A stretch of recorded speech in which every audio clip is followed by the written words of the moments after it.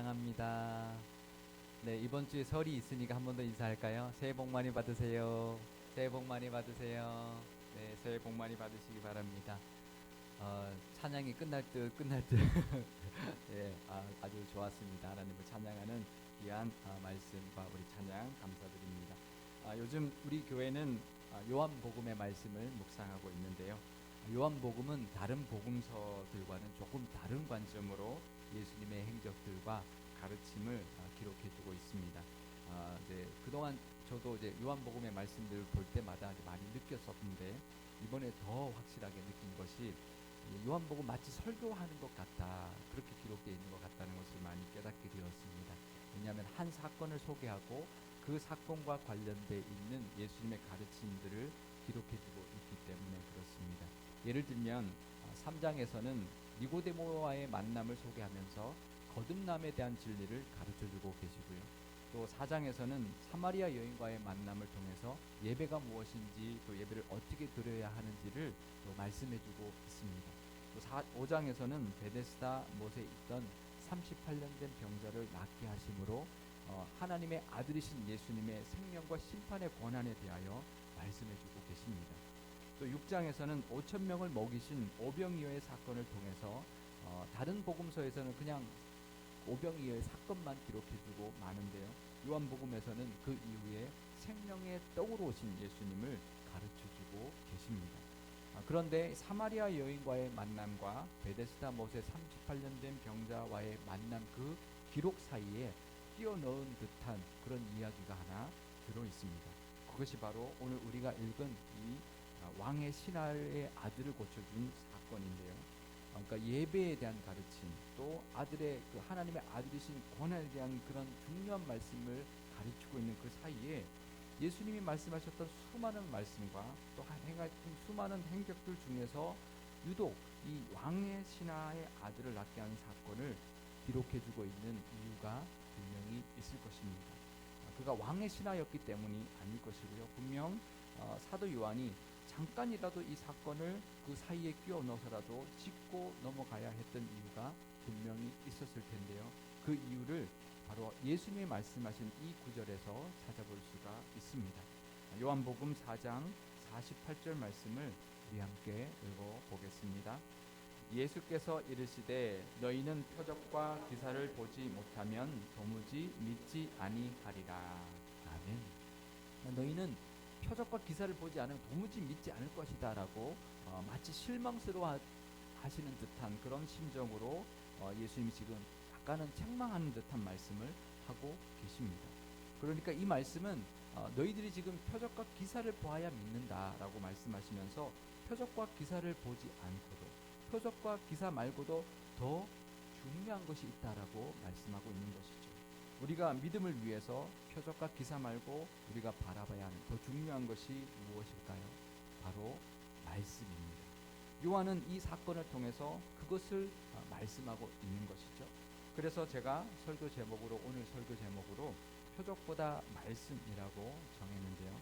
예전 같았으면 표적이냐 말씀이냐, 이것이 문제로다, 이런 제목을 했을 것 같은데, 요즘 꽃보다 남자 같이 이제 드라마로 시작해서요, 꽃보다 청춘, 꽃보다 할배, 꽃보다 누나 같은 드라마 제목이나 또 예능 프로그램 제목들이 우리에게 아주 익숙해서 그래서 저도 표적보다 말씀, 이런 설교 제목을 잡아봤는데요. 하지만 그렇다고 꼭 단순히 요즘 유행하는 표현이기 때문에 이렇게 잡은 것만은 아닙니다. 왜냐하면요, 표적과 말씀, 이 둘 중에 하나를 택할 수 있는 것이 아니기 때문에 그렇습니다. 표적과 말씀 둘 중에 하나가 아니라는 거죠. 둘 다 필요한 것이죠. 우리가 살면서 표적도, 우리 믿음 중에서 표적도 필요합니다. 표적 싫으신 분 있으신가요? 나에게 기적을 베풀어 주신다, 하나님 필요 없어요, 그러신 분 계신가요? 하나님 우리에게 표적을 베풀어 주시고 기적을 주시는 것, 분명히 우리에게 믿음이 도움이 되는 일입니다. 하지만 표적만 쫓아다니면 안 된다는 것입니다. 그것이 바로 예수님이 말씀하신 뜻입니다. 표적보다 더 중요한 것이 있는데 말씀이라는 것이죠. 그래서 표적보다 말씀입니다.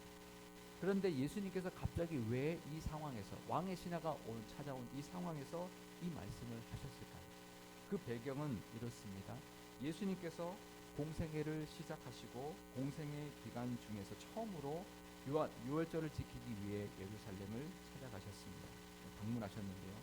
물론 그 전에도 예수님께서는 예루살렘의 절기를 지키기 위하여 방문하셨었습니다. 하지만 이제는 전혀 다른 모습으로 예루살렘에 가셨던 것이죠.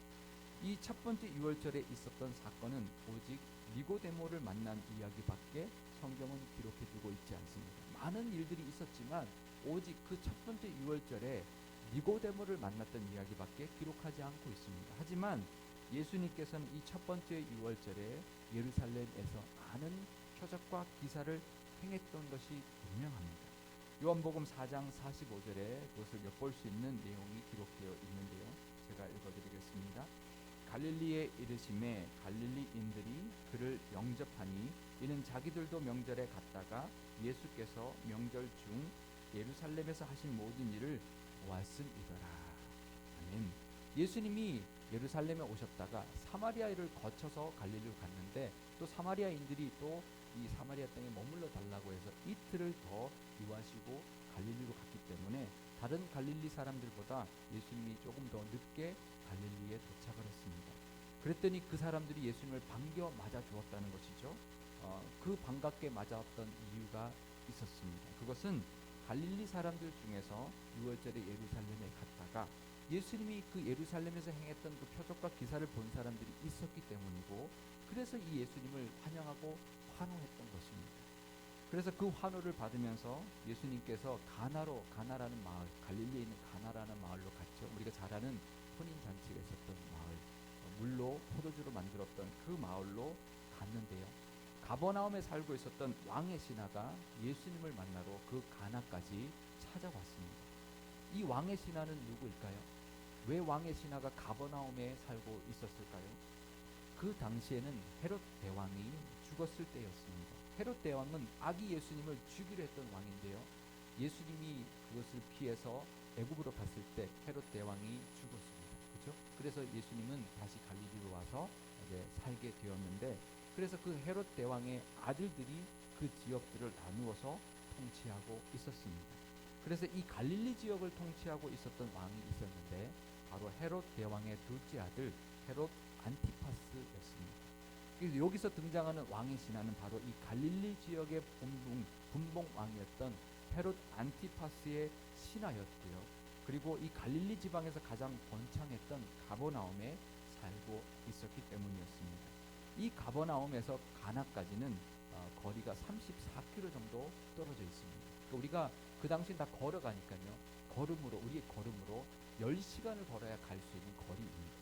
그 높으신 왕의 신하인 높은 어떤 그런 신분, 그러니까 왕의 신하니까 그냥 이제 귀족 정도가 아니고요. 굉장히 높은 벼슬을 가지고 있는 사람이었고 귀족의 신분이었는데 그 먼 거리를 예수님을 만나기 위해서 직접 찾아왔다는 것입니다.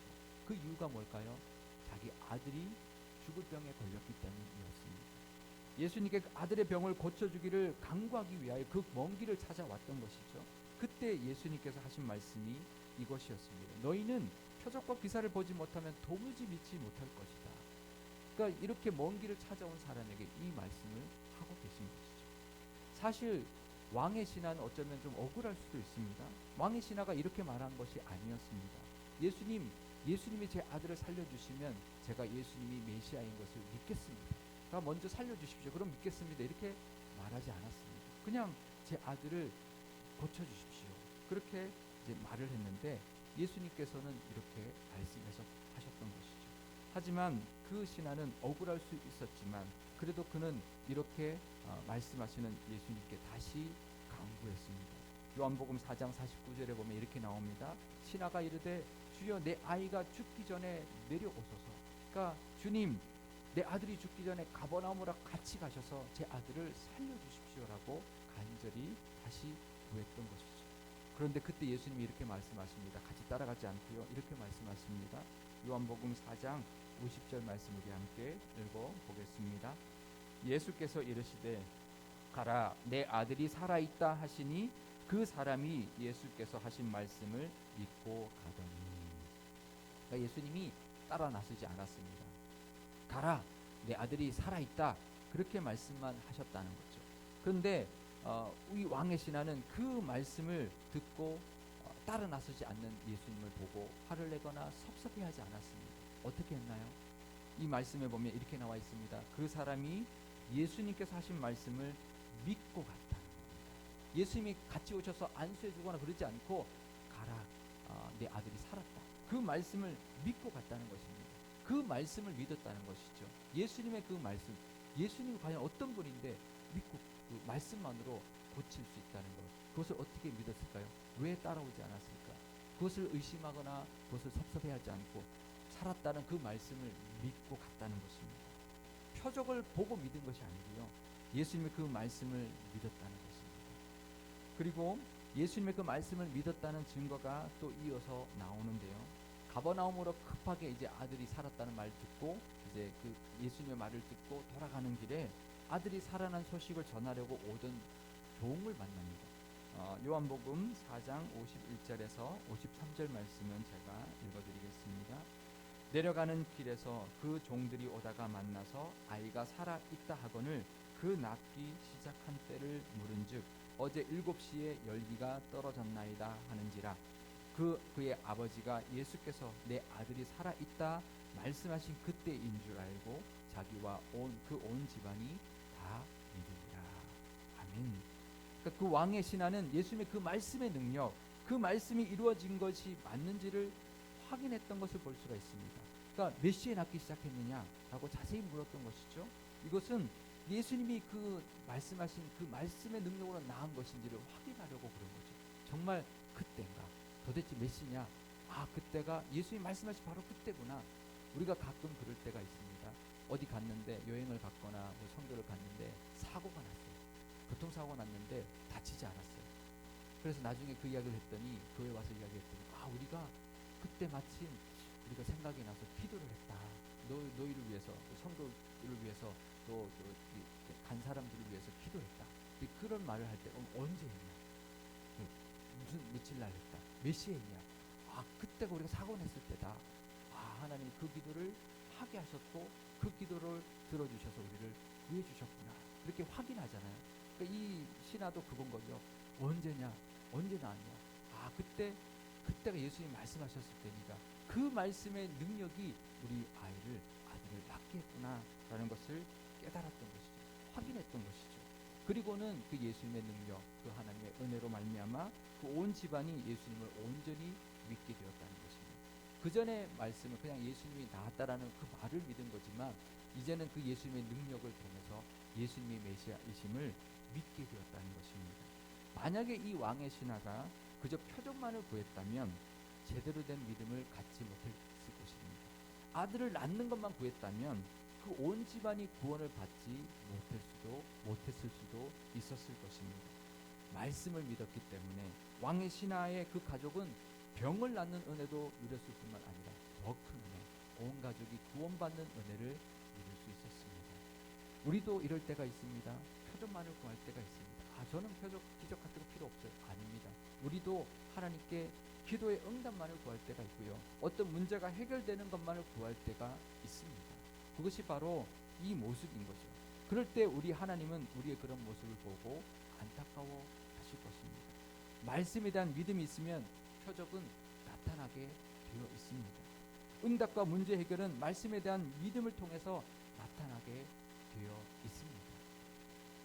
소방차 신앙이라는 것이 있습니다. 무슨 신앙일까요? 소방차 신앙은 불이 나면 부르는 게 소방차잖아요. 그래서 늘 소방차가 있는 건 알아요. 제 소방차 있는 거 믿어요. 그죠? 소방차 있는 거 다 아시죠? 다 믿으시죠? 근데 언제 찾나요? 불이 나야만 찾습니다. 그런 신앙인 거죠. 하나님 있는 거 다 알아요. 근데 문제가 생겨야 하나님께 찾고 어떤 기도 제목이 있어야만 하나님께 나아가는 것이 소방차 신앙입니다. 그러니까 표적만을 쫓는 사람들은 이런 신앙인 거죠. 내가 문제가 없을 때는 하나님 찾지 않는 거예요. 하지만 하나님이 그 표적보다 말씀, 늘 하나님의 말씀을 사모하고 하나님 앞에 나아가서 말씀을 듣기를 원할 때 그럴 믿음을 가진 사람에게는 하나님께서 응답해 주시고 필요한 것마다 채워주시고 표적도 이루어주시는 분이라는 것을 우리가 경험하게 된다는 것입니다. 그래서 표적보다 말씀인 것입니다. 새해가 되었습니다. 이번 주에 또 설이 있으니 또 새해 인사를 할 것이고 또 새해 다짐을 다시 하게 될 것입니다. 새해에는 표적보다 말씀을 붙드실 수 있기를 바랍니다. 올해 주시는 하나님의 말씀의 은혜가 우리 각자에게 분명히 있을 것입니다. 그 말씀을 붙드시기를 바랍니다. 우리 지난 신년 감사 예배 때 나눠드렸던 말씀 카드에 나오는 말씀일 수도 있고요. 또 기도하다가 하나님 주신 말씀일 수도 있고요. 또 설교 말씀을 통해 올 한 해 하나님 주시는 그런 말씀일 수도 있습니다. 그 말씀을 믿는 믿음으로 한번 나아가 보십시오. 그러면 그 하나님이 그 믿음, 말씀을 믿는 그 믿음으로 하나님께서 우리에게 응답 주시고 표적도 주시는 이 한 해가 될 줄 믿습니다. 말씀을 믿고 나감으로 하나님의 은혜를 누리시는 이 한 해가 되시기를 바랍니다. 예전에 어느 분이 이제 이런 말을 하는 것을 들었습니다. 이제 그분이 이제 퇴근을 이제 늦게 하는 그런 이제 직업을 가지고 있어서 이제 퇴근이 늦을 때가 참 많았는데요. 그러니까 아이들이 어릴 때는 가면 아이들이 늘 잤었는데 애들이 좀 크니까 아이들이 이제 졸려도 이제 자지 않고 아빠를 기다리더라는 거예요. 아빠 보고 잔다고. 얼마나 이쁘겠어요. 그죠? 아빠가 늦게 왔는데 막 눈을 비비면서도 아빠 그러고 이제 아빠를 보고 잔다고 기다리는 아이들이 얼마나 좋겠어요. 그래서 아빠가 가면 아빠다 그러고 이제 그 반겨주는 그것 때문에 그냥 하루의 피로가 싹 가시는 것을 이제 늘 이제 느끼고 그랬는데 어느 날은 이제 집에 들어가다가 치킨을 이제 파는 데가 있어서 이거 치킨 사가야 되겠다. 그래가지고 치킨을 사가지고 이제 퇴근을 했더니 아이들이 기다리고 있다가 너무너무 좋아하는 거예요. 치킨 사왔다 그러고 이제 좋아하죠. 그런 기억 없으세요? 어릴 때 이제 아빠가 뭘 사갖고 오면 이제 일어나서 이제 먹는 그 즐거움이 있었는데 저는 늘 잘 일어나서 잘 먹고 다시 잘 자고 아빠가 일어나서 뭘 사갖고 오면 자다가도 벌떡 일어나서 먹고 그랬다고 그러는데요. 그래서 이제 늘 늦게 퇴근할 때마다 늘 이제 치킨이나 간식을 사들고 들어갔다는 거예요. 근데 그동안 아이들이 문 열리는 소리가 나면 아빠다 그러고 뛰어갔는데 그날은 아빠가 문을 딱 열었는데 아이들이 뭐라 그랬을까요? 치킨이다 그러고 쫓아와가지고는 아빠 얼굴도 안 보고 아빠 손에 들려있는 봉다리를 들고 채가가지고 치킨을 이제 아이들이 까먹고 먹고 있는 것을 보면서 너무 섭섭했대요. 야, 애들이 이제 나를 기다리는 게 아니라 치킨을 기다리는구나. 우리의 믿음의 모습도 이럴 때가 있다는 것입니다. 처음에는 하나님이 좋아서 기도하고 찬양하고 은혜를 누리는데요. 어느 순간부터는 하나님을 기뻐하기보다 하나님의 손에 들려있는 것에 더 관심이 있을 때가 있다는 것입니다. 하나님의 얼굴을 바라보지 않고 하나님의 손만 바라보는 신앙일 때가 있는 것이죠. 그러면 하나님의 마음이 어떠실까요? 그 아버지의 마음 같을 거예요. 손보다 얼굴입니다. 하나님의 얼굴을 바라보면 하나님의 손의 은혜는 따라오게 되어 있습니다. 아버지를 반기면 아버지 손에 늘 간식이 들려 있을 수밖에 없습니다. 하지만 손만 바라보면 아버지는 섭섭해 하실 것입니다. 민수기 6장 24절에서 27절 말씀을 우리 함께 읽어보도록 하겠습니다. 여호와는 내게 복을 주시고 너를 지키시기를 원하며 여호와는 그의 얼굴을 내게 비추사 은혜 베푸시기를 원하며 여호와는 그 얼굴을 내게로 향하여 드사 평강 주시기를 원하노라 할지니라 하라. 그들은 이같이 내 이름으로 이스라엘 자손에게 축복할지니 내가 그들에게 복을 주리라. 아멘. 이 축복의 기도는 하나님께서 아론의 자손이었던 제사장들에게 이스라엘 백성들을 위하여 축복하게 하셨던 기도문이었습니다. 그러니까 구약에 나오는 축복 기도문인데요. 하나님의 얼굴을 바라볼 때 하나님의 얼굴빛이 우리에게 비추어지고 그 은혜로 하나님의 손에 도우심이 임하며 손의 복을 누리고 평강도 누리게 된다는 것입니다. 오늘 말씀에 보면은요, 왕의 신하의 아들이 병들었다고 하는 표현이 나옵니다. 이 단어는 에스세네이라는 단어를 헬라어 단어를 쓰고 있는데요. 제가 요한복음 4장 46절 말씀을 제가 읽어드리겠습니다. 예수께서 다시 갈릴리 가나에 이르시니 전에 물로 포도주를 만드신 곳이라. 왕의 신하가 있어 그의 아들이 가버나움에서 병들었더니. 이 병들었더니라고 번역한 단어가 에스세네이라는 단어인데요. 그러니까 병들었다, 또 힘을 잃었다 이런 뜻을 가지고 있는 단어인데요. 이 단어의 원래 그 내포하고 있는 의미는 뭐냐면 결핍을 경험하다라는 뜻을 내포하고 있습니다. 그래서 결핍 때문에 병들고 결핍 때문에 힘을 잃었다라는 뜻입니다. 우리 모두도 결핍을 경험하고 살아갑니다. 어떤 분들은 건강의 결핍, 어떤 분들은 물질의 결핍, 어떤 분들은 뭘 이루어야 되는데 결핍을 우리가 늘 경험하고 살아갑니다. 아마 모든 것이 나는 필요 없습니다. 하나님 저는 충분합니다라고 하실 분이 없을 겁니다. 결핍 때문에 우리가 기도하고 결핍을 가지고 살아갑니다. 그래서 우리는 하나님의 은혜가 필요한 것이죠. 그러니 이 왕의 신하처럼 하나님 앞에 나아가서 예수님께 간구해야 합니다. 그럴 때 이 예수님의 말씀처럼 표적과 기사를 보아야 믿는 믿음이 아니라 하나님의 말씀만으로 믿는 믿음, 하나님의 얼굴을 바라보며 은혜를 구하는 믿음이 있을 때 그 믿음이 우리에게 표적으로 나타나게 될 것입니다. 하나님의 얼굴빛이 우리에게 비추어짐으로 하나님의 능력이 우리 삶에 나타나게 될 것인데요. 그러면 우리의 모든 결핍이 사라지고 물이 표도주로 변하는 그런 기적도 일어나고 죽을 병이 살아나는 역사도 일어나고 38년 된 묵은 문제가 한순간에 그런 털어져 가는 그런 은혜도 우리 삶 속에 올 한 해 나타나게 될 것입니다. 그리고 그것이 또 증거가 되어서요, 더 큰 믿음을 가지게 되고 하나님 앞에 더 가까이 가는 그런 한 해가 될 줄 믿습니다. 표적보다 말씀, 손보다 얼굴, 그 은혜가 올 한 해 가득하시기를 주님의 이름으로 축원드립니다. 기도하시겠습니다. 은혜 주시기를 기뻐하시는 하나님 아버지, 우리의 믿음도 어느 순간 표적만을 바라고 하나님이 주시는 응답만을 구할 때가 있습니다. 표적을 보지 않고는 도무지 믿지 않으려 한다는 이 책망 어린 예수님의 말씀이 오늘 우리에게 주시는 말씀임을 깨닫사오니 이제 표적보다 하나님의 말씀을 믿는 믿음을 붙들고 나아가게 하여 주옵소서. 말씀하여 주시고 그 말씀의 능력이 왕의 신하의 아들을 낳게 했던 것처럼 우리에게도 그 능력과 은혜가 나타나게 하여 주옵소서. 하나님의 손보다 하나님의 얼굴을 바라보기를 원하오니 하나님의 얼굴빛을 비추사 은혜 베풀어 주시고 하나님의 얼굴을 향하여 드사 평강을 주시는 올 한 해가 되게 하여 주옵소서. 우리 교회를 위해서도 기도합니다. 말씀을 믿고 나아가는 믿음으로 표적과 기사도 나타나는 교회 되게 하시고 하나님의 얼굴을 바라보며 은혜를 구하고 모든 영광을 하나님께 돌릴 때 하나님의 손에 도우심과 하나님의 능력이 충만하게 임하는 교회 되게 하여 주옵소서. 그래서 물이 포도주로 변하는 그런 은혜, 모든 병이 낫게 되는 은혜, 38년 된 것 같은 고질적인 문제도 다 해결되는 기적과 은혜가 가득하게 하여 주옵소서. 우리 구주 예수 그리스도의 이름으로 기도드리옵나이다.